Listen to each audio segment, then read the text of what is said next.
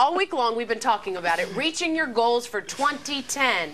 We've done all the prep work, and now it's time to get moving and put those plans into action. That's the hard part, actually putting it into action. Well, life designer Vanessa Bowley is here once again to get us geared up for that next and possibly the most important step here. We love hearing the advice, at least I know I do, but then when I actually have to, do it. That's when it's like, well, imagine who that. wants to do it? It sounds good if you say, I have these plans, right. Yep. Right, I try to ride that out for a couple of months. Yeah, until but now I everyone have forgets. to achieve. I gotta do something. Yeah, it's funny because to make this a year where you get results and not just make it a resolution, you got to get cracking, right? And so today we're going to talk about 3 ways to really help you get cracking when the hype is gone, which for most people it's what, January 8th, 9th, 7th? There's something where there's like that, today. The hype was over like on the 3rd. Right. So basically, here's one thing that people really must do. First, you've got to plan and schedule taking action against your goals. So that means that you're blocking out time in your schedule to actually make it happen. So if you think about it, a lot of our goals are important to us,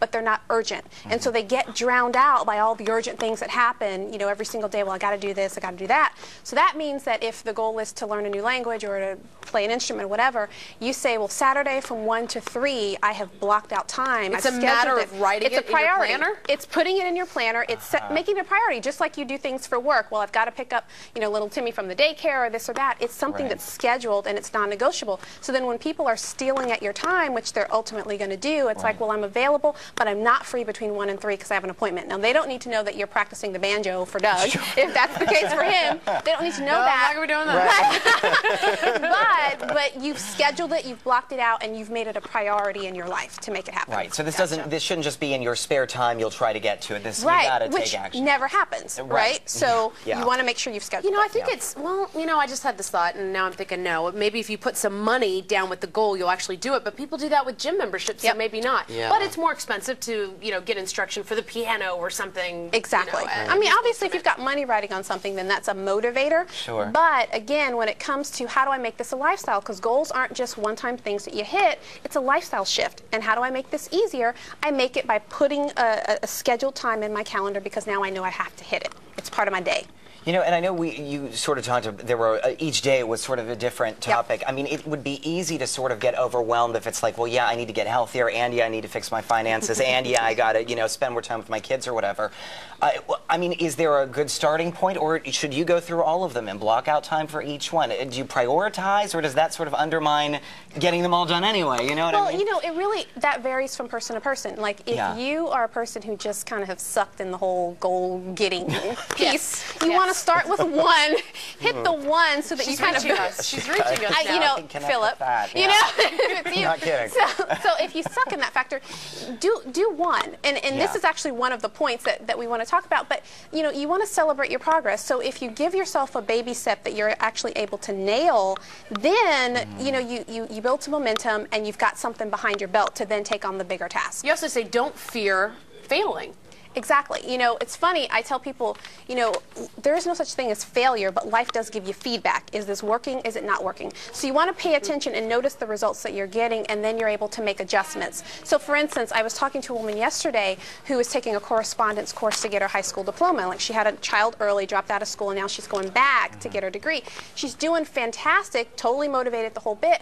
But she was talking to me, and she says, I get home, I work all day, and I get home, and I'm tired, and it's really hard to juggle everything. She is an avid fitness person, so in the morning she does that whole spin class thing like a monster.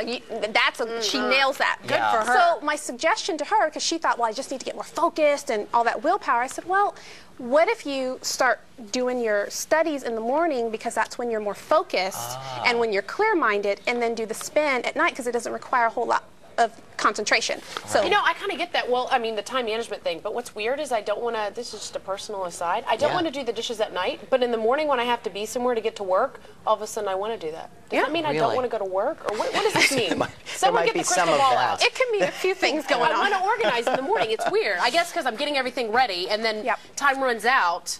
I don't know, evaluate. Yeah, well, it's funny. Help me. I'm very much that way too. Are you? I can do the dishes and all that stuff in the morning because I can get it done fast. Like, I can move. I think that's it. But at night it drags out. Yeah, and I'm so, like, what could have taken 5 minutes of concentrated time is like 15 and 20 minutes. And so for me, it's a matter of, okay, I can do a real quick thing in the morning, but I can't do that at night. So it's really noticing what's working for you, what do you like, what do you enjoy, what's really, getting at your graw, and just making shifts so that then the process doesn't have to be all about willpower and sheer force. It can really be, this is my lifestyle and this is how I do it.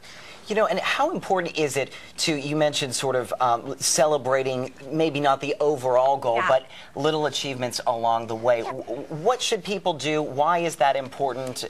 Talk a little bit about that. Yeah, think about it. Like for instance, how you treat, toddlers. When you've got a baby who is taking 3 steps and then they bite the dust, you're not looking at the kid like, kid's still not walking. It's like, oh taking my after his God. dad. Oh my, this is so great. You're celebrating because those baby steps are what get them to the point of walking. Right. And as adults, we're just the same way, but we don't treat ourselves that way. So we'll start to focus on, well, you know what, I'm not there, I'm not there, I'm not there, I'm still in debt, or I'm still fat, whatever, as opposed to thinking, well, you know what, today, I actually could have gone out and spent $10 on lunch with the coworkers, but I actually ate what I brought, and I saved $10. And so being able to celebrate your steps. Because it's the steps that get you to the goal. So you have to start conditioning yourself to appreciate, man, I'm a rock star because it's not sexy, right? Like eating your lunch, your apple or whatever, it's not, there's nothing fun about it, there's nothing cute, and it's not sexy. Brown bag. It's not social, It's not cute. But that's what it takes to get to that fit, fine, vibrant fox or whatever it is that you want to be. So you have to condition yourself to appreciate the action, not just the result. And that's really important for folks. Vibrant fox? Yeah, vibrant. Fit, fine, vibrant fox. Vibrant fox. That's right. I like or that. a hunk of burning love. However you want to look at that. Both. Now I'm worried. I brought my lunch today. I am not sexy today. No one watched me. There you go. I'll My sit at your desk and talk at my to you. desk. That's right. But I'm saving money. There you go. But you're saving money, so you got to celebrate that. See, it was a part of the organization. The dishes, make the meal. It was all about you. This was all about you. On fire. I like that. Thanks, Vanessa. Thank Have you. a good weekend. All right.